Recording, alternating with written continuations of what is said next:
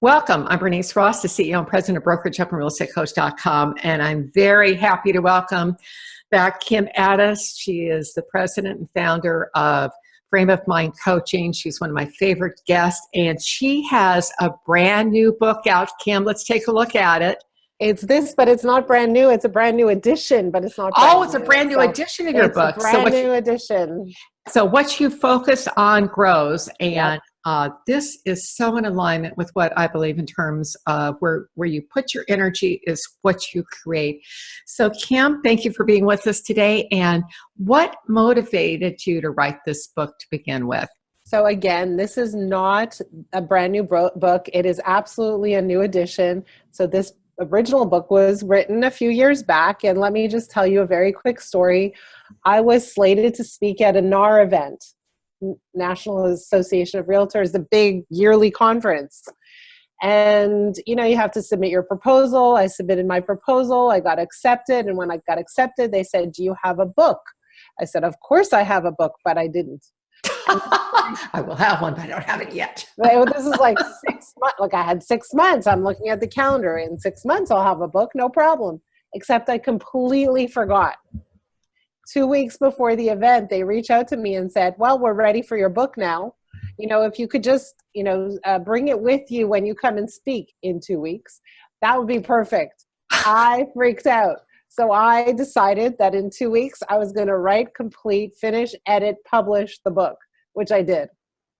How in heaven's name did you do that? I mean, it takes me a year to do a book. My goodness. Crazy. And on top of that, so I think it was like the yearly conferences in November, I had just gotten engaged and there was just so much going on at that time, but I wrote the book. So that's why we needed another edition, right? Like it needed a little freshening up. Well, certainly this would have been a more complete edition because you will have had time to, first of all, get the feedback from the book and what you learned. So tell me kind of about the structure of the book. Is it kind of a narrative? Is it stories? So the book is essentially a series of short stories broken up into different compartments covering, life experiences. And what it is, it's short stories that provide observations, anecdotes, experiences that I've had.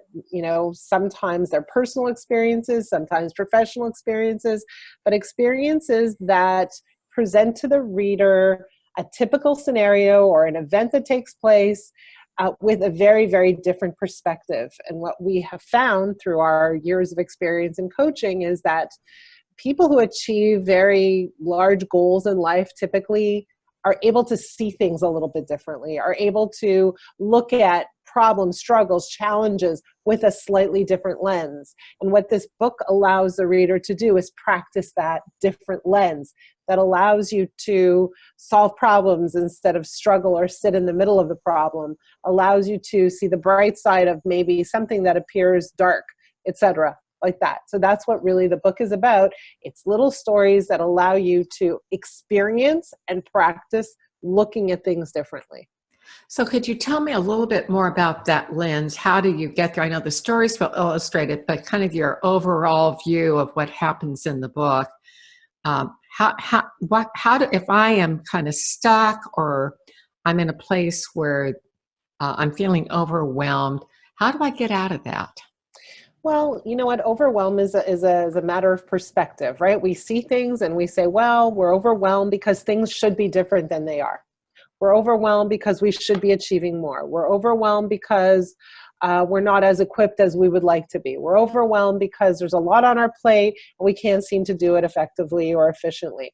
And so the overwhelm has nothing to do with what's really going on. The overwhelm has to do with how we interpret what's going on or how we interpret our ability to handle what's going on. So it has to do with the way we think about what's going on, not what's going on in and of itself. So at a very, very fundamental level, the events that are happening in the world, whether it's with a client or a house we're putting up for sale or a negotiation we're having, those are events and they're neutral. The way we interpret what's happening in those events is really what matters. So what you're talking about is really reframing what you're experiencing, which you're calling that neutral. It may have a negative impact on you, but that negative impact is a label that you put on it that can be changed.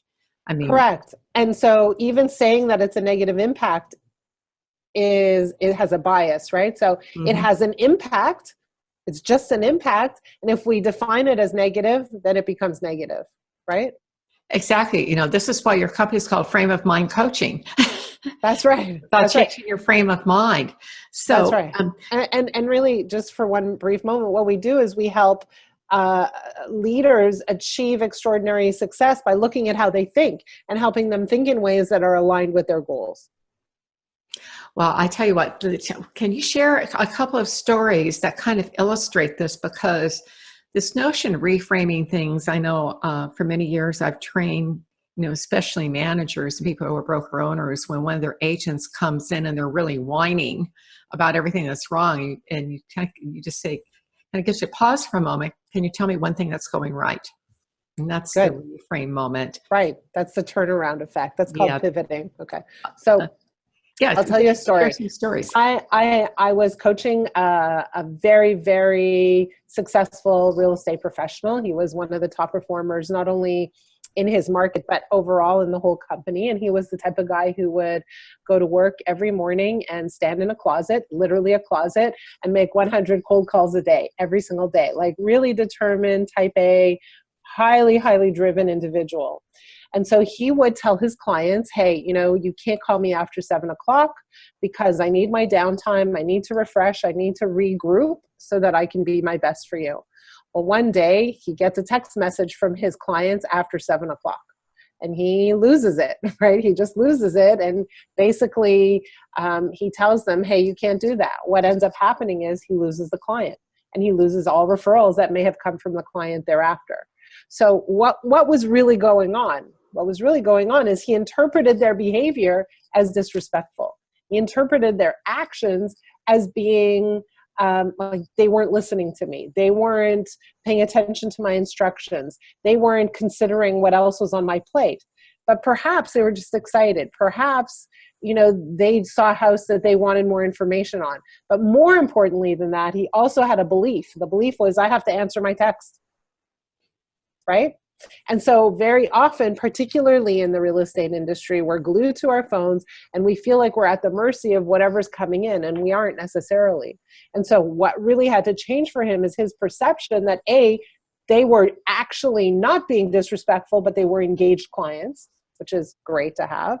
The second thing is that just because they texted him didn't mean that he instantly had to stop everything he was doing. He had to stop resting, and that he had to right away respond to their request. So that idea of, hey, you know what? You're perceiving it as something negative, but maybe it's not negative at all. And maybe you don't have to jump the minute the phone beeps. And that's an issue that you need to contend with and has absolutely nothing to do with your clients whatsoever. So that's an idea, one kind of story where, this gentleman had very strong feelings about what was going on, and those feelings were 100% generated by the way he was thinking about it. My husband Byron likes to say slain by an expectation. And the thing I'm hearing, or this particular person that's in the story, he had an expectation because he said, don't text or call me after 7, that people wouldn't do that. And, maybe they just forgot. Maybe. Yeah. I mean, and, whenever we get angry, I think you hit on something so important, Kim, that anger is usually something that we see in ourselves, but we get angry at our own behavior, but it's easier to put it on someone else. Yeah, exactly. So I'll tell you another story. It's a story of, quite a while ago, my son was fairly young. He decided to have a dance party, with girls and boys at the party. And he had this party, he had it like a DJ, not a real DJ, but he had a DJ, lots of food. Everyone was down in the basement, et cetera. And he was super happy with his party. And, I asked him the question, how do you think it went? He's like, well, this is what I'm going to do. I'm going to ask my friends what they think about it. I'm going to say, on a scale of 1 to 10, what did you think of my party?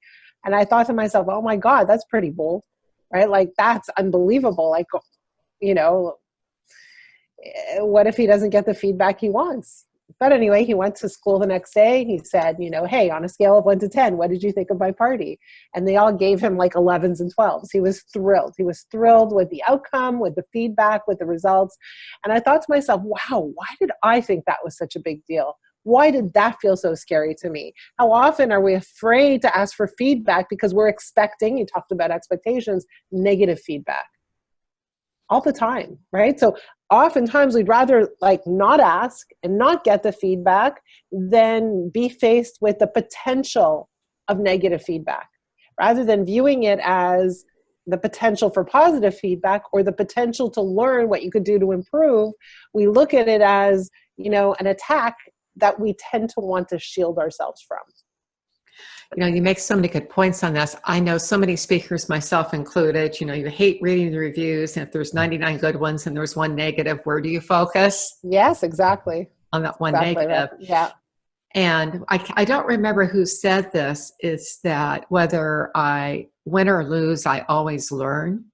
Yeah. And that, you just mentioned that, when you're going through something, you make a mistake, you need to own it and learn from it. And when you do that, you can't lose. It may not be any fun going through it. Right. But so to kind of, flesh out here a little bit more about the book, your book's really also about leadership. Could you say a little bit more about that aspect of the book? Well, you know what? Leaders have a different perspective on things, and leaders, let me take a step back for a moment. I have a very strong belief that great parents are also great leaders. And interestingly enough, while I coach executives, leaders, highly driven individuals, top performers, whether they're in real estate or sales or whatever, I coach the elite, right? Like I coach those people who say, hey, I don't want a mediocre life. I really want an incredible, extraordinary life. And 9 out of 10 times while I'm coaching them and they come to me for professional development, there's almost every single time we talk about how they parent and their children and their challenges with their children, which is very interesting, right? And so what I have discovered is that people who are strong in the area of parenting and who take the time to strengthen their parenting skills tend to go back and apply those skills to their leadership. And so this book covers a little bit of that, is how do we deal with some of the parenting challenges we have? So just to give you a little bit of an example, I hear parents say, hey, my kid is lazy. He's sitting on the couch all day long. Hey, my kid is, like into sports, and anytime he fails, he feels really, really terrible, horrible, bad, and he's beating himself up. And I know I'm going to live through like 3 or 4 days of misery just because of this. Or, hey, my kid his head is in his phone and, I can't really reach him. I can't communicate with him. Or my daughter, she's sassy. She's not answering me nicely, or whatever it is, right? And so the question becomes, so what do you do about that? Do you address it? Do you sit down with your daughter and say, hey, I don't like the way you're talking to me. Don't talk to me like that. Do you sit down with your son and say, hey, like, you're a bum, you're sitting on the couch and you're lazy and, you're not going to amount to anything? Like, what do you do? What do you do with your kids when they're not behaving as you would like them to behave? And that's $1 million question. Okay, what's the answer, Cam? The answer is that your kids weren't born on this planet to serve you. They weren't born to meet your expectations and follow your rules and do whatever it takes to please you, although we would like that, wouldn't we? But that's not why they were here. They are here because to explore their lives, to explore their environment, relationships, to figure out who they are in this world.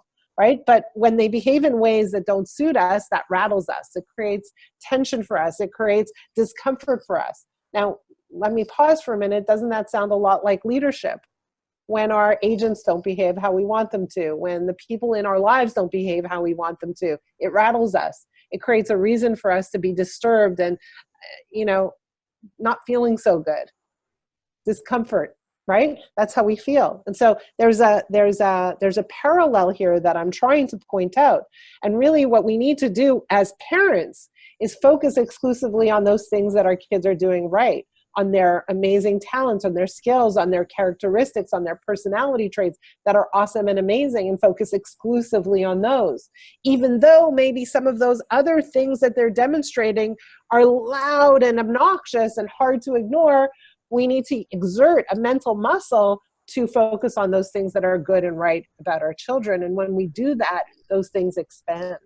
By the same token, as leaders, as managers, as real estate professionals, we want to do that with our clients, with our colleagues, with our agents, etc., right? With our suppliers, with the people who serve us. We want to focus on what's good and right about them so that those aspects can expand. It's hard to do. It requires a lot of self-discipline. Well, that's just such a huge takeaway, because it's the title of the book, what you focus on expands. And, what you focus on grows. Grows. Okay. Excuse me. What you focus on grows. And this is, there's a saying, what you do is what you get. So when you praise your kid, you'll get more activity that they get praised, they want to win with you. I mean, exactly. Sometimes they're pushing the boundaries, and that's part of it when they're, they get older, but that's their job. That is their job, right? Like, would you want a kid who's totally obedient? Some people think they would.